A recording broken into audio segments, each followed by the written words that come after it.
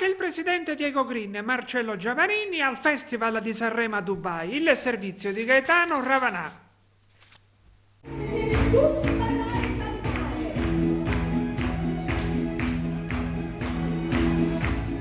Un festival di Sanremo a Dubai, una serata super piena di emozioni e risate, con invitato speciale il presidente Diego Green e l'agrigentino Marcello Giavarini. Sono stato onorato di essere stato invitato ad assistere come spettatore, dice Marcello Giavarini, al concorso Sanremo a Dubai, organizzato dalla comunità italiana.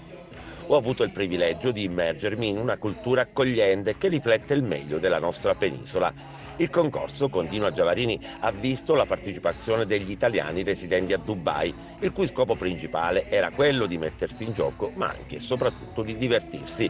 Questo spirito di amicizia ha reso l'evento davvero speciale.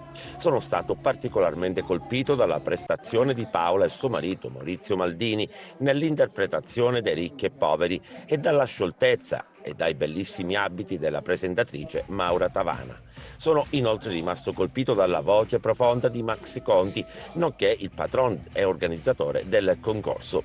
Sicuramente il prossimo anno parteciperò anche io come cantante, ha concluso Giavarini, passione che porto da anni avanti ed è un po' il mio sogno nel cassetto. Questo appuntamento è ormai un classico di ogni anno in concomitanza del Festival di Sanremo, un successo crescente che rende le serate piacevoli ai nostri connazionali che si sono trasferiti negli Emirati Arabi.